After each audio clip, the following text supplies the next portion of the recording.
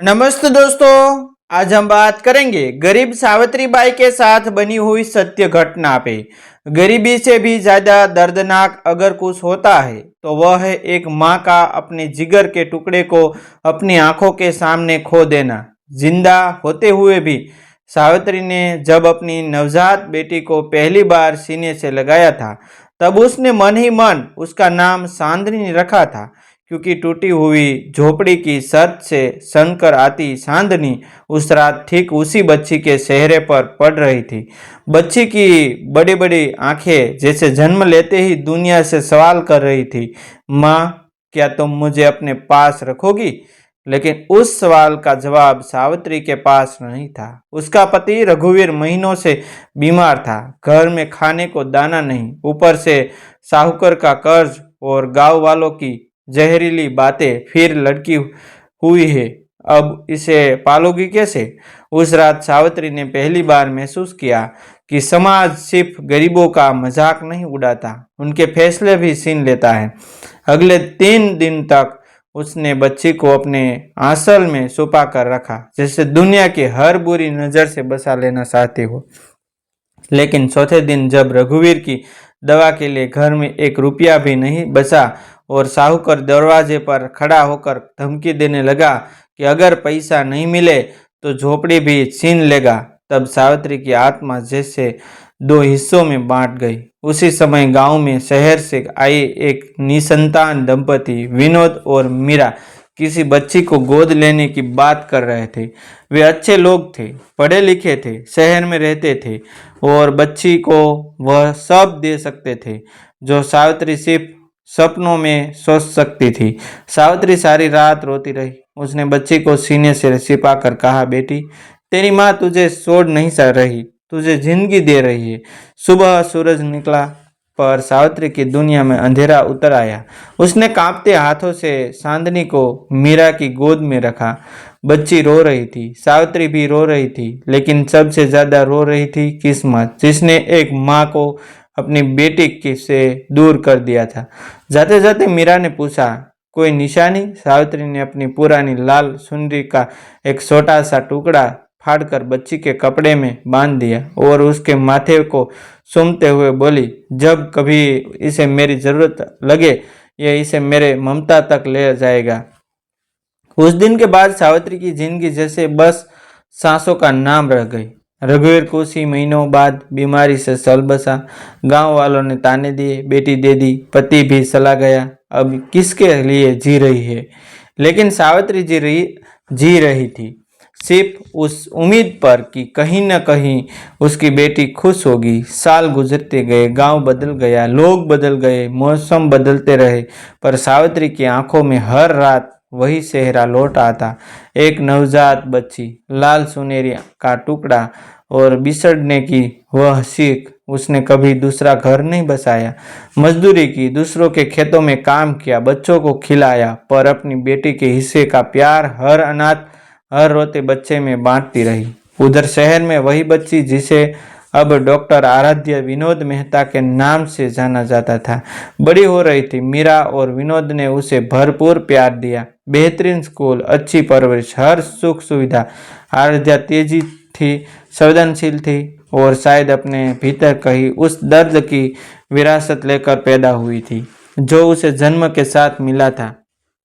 जब भी वह किसी गरीब माँ को अपने बच्चे के लिए संघर्ष करते देखती, उसका दिल अजीब सा भर आता। मेडिकल कॉलेज में उसने स्त्री रोग विशेषज्ञ बनने का फैसला किया, क्योंकि वह कहती थी, मैं हर उस माँ की मदद करना चाहती हूँ जिसे हालत कमजोर बना देते हैं। मीरा और विनोद ने कभी उसे यह महसूस नहीं होने दिया कि वह उनकी सगी बेटी नहीं, लेकिन सच हमेशा अपने वक्त पर सामने आने का रास्ता ढूंढ लेता है। आराध्या के 25वें जन्मदिन पर मीरा की तबीयत अचानक बिगड़ गई। अस्पताल में भर्ती करते समय पुराने कागजों के बीच एक फाइल गिर पड़ी। उससे गोद लेने के दस्तावेज थे। आराध्या ने जब अपना नाम और नीचे जन्मदात्री माँ सावित्री लिखा देखा तो उसकी दुनिया हिल गई। उसने मीरा के कांपती आवाज में पूछा, माँ यह क्या है? मीरा की आंखों से आंसू बह निकले।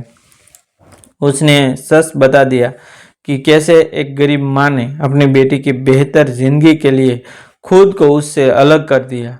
आराध्या पूरी रात सो नहीं पाई। उसके भीतर सवालों का तूफान था। क्या उसे छोड़ दिया गया था? क्या वह बोझ थी? क्या उसकी असली माँ ने कभी उसे याद किया होगा?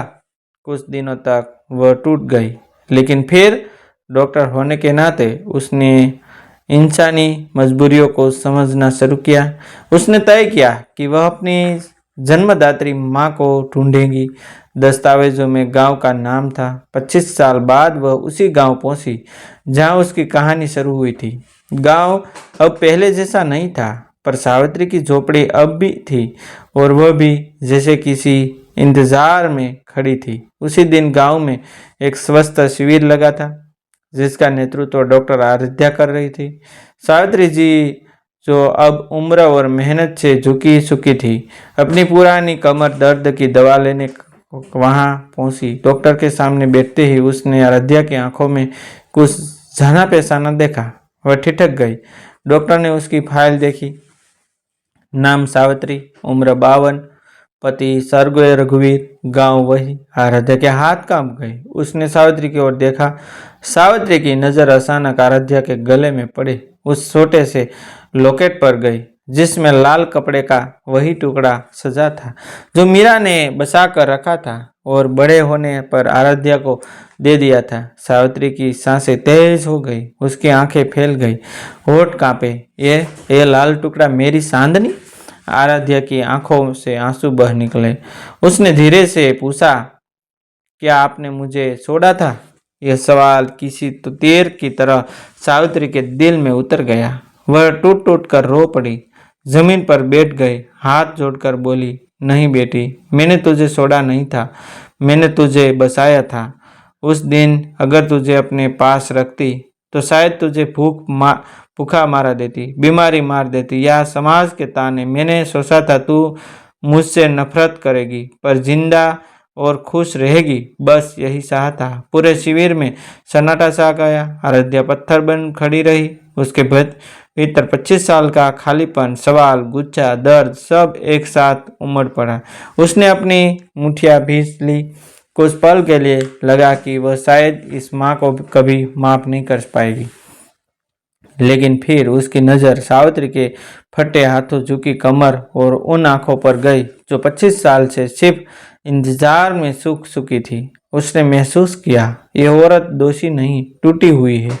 वह धीरे धीरे आगे बढ़ी और सावित्री को उठाकर गले लगा लिया। दोनों जैसे रो रही थी, जैसे 25 साल का दर्द आंसुओं से बह रहा था। और गांव के लोग, नर्स, मरीज, सबकी आंखों नम थी। आराध्या ने सावित्री के कान में कहा, माँ, आपने मुझे छोड़ा नहीं, आपने मुझे बनाया है। अगर उस दिन आप वह फैसला नहीं करती तो शायद मैं आज यहाँ किसी की जान बचाने के लिए खड़ी नहीं होती।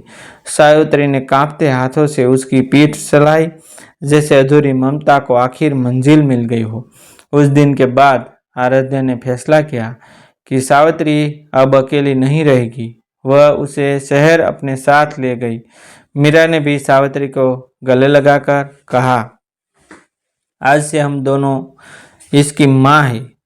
तीनों औरतें, एक जिसने जन्म दिया, एक जिसने पाला और एक जिसने दोनों का प्यार पाया, एक ऐसी तस्वीर बन गई जिसे देखकर हर किसी का दिल भर आता। लेकिन किस्मत का सबसे बड़ा सच अभी बाकी था।